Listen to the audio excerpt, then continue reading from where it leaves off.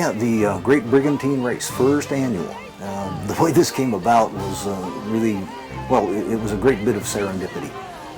At a pancake breakfast here in San Pedro, I met a guy named Mark Kovalitz. He represents the American Legion Yacht Club. He mentioned their wooden boat festival. I mentioned we had a couple of wooden boats. That eventuated in last year, the Irving Johnson participating in their wooden boat festival. I believe that was the 3rd annual. So this year, or in between actually, between those times, I mentioned to Mark and some other of the yacht clubs that could be involved that we actually have 2 Brigantines and that we could conceivably put the yacht clubs on as crew and have a great Brigantine race. Cast.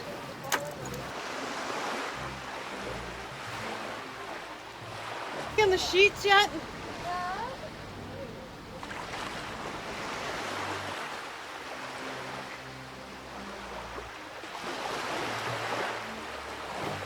Race day, pretty amazing. Each crew, well, we had the Balboa Yacht Club aboard Exy, and I was personally on that boat. We had the Bahia Corinthian Yacht Club aboard Irving, and we had some Lammy representation there. Our job was to try and make it as even as possible and make sure that if something broke on one boat, it was communicated to the other one.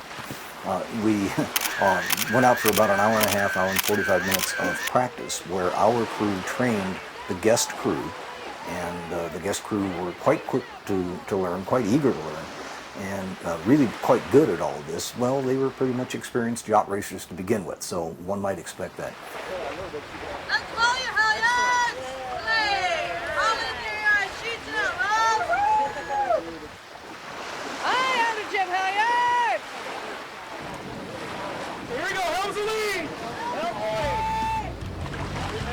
The course itself was quite optimistic in terms of its length and its angles to the wind. These guys, the boats they race, are less susceptible to that than us square riggers. So on the fly, dynamically through the race, the marks were adjusted and the course was shortened.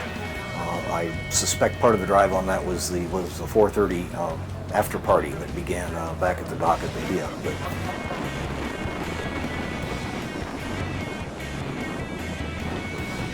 And it's quite exciting to see these guys. We had a America's Cup helmsman and tactician, and I'm told among the guys that were on the officers' end of their crew, they had, I believe, 17 transpacks among them, so quite experienced people.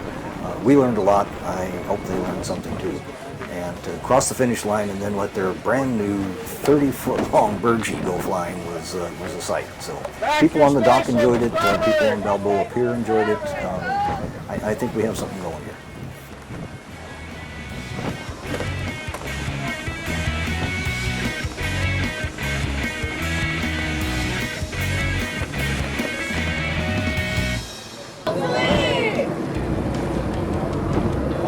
All your main sheet.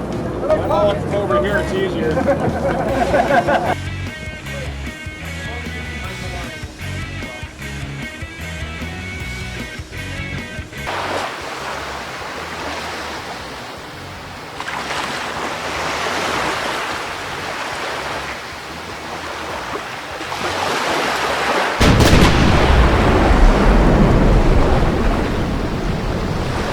Start was a bit of a tangle. It was quite exciting. We wound up on Exy having to do a full 360 behind the starting line and took off a number of boat lengths behind Irving. And we were the faster boat though, and we were able to catch up. Well, we certainly didn't want to crash together these 2 boats, Irving and Exy, or run over the committee boat. And so the rules were uncertain to us, and so we took the better position of just falling out and turning around and coming back across the finish line. We took the safe one. Okay, trim for speed, just continue to bear off. Let's go and hold! Look up!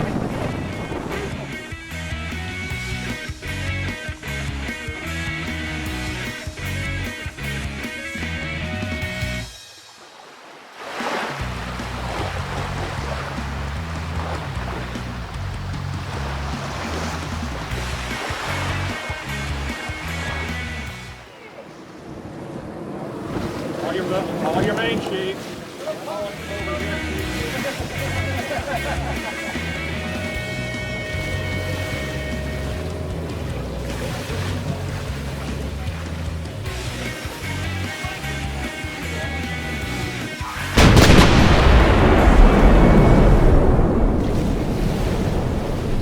At any rate, we did finish up a few minutes earlier than the Irving. Well done, crew. Very good. We take kids, typically, if we get to target kids, we get kids from middle schools 10 or 12 miles away from the ocean. Half the kids have never seen the ocean. And we take them on what looks like a boat ride, but it's a whole lot more than a boat ride. We are successful in taking these kids from a situation of feeling unworthy of anything but gang involvement and moving them onto a situation where they have succeeded at something they never thought they'd find themselves doing. And that's the essence of the Topsail Youth book. I was starboard lower topsail, and it was the best time sailing I've had in the last 20 years. Yeah, exactly.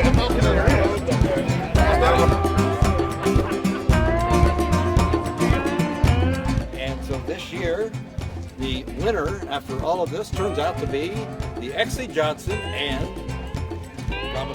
the Balboa Yacht.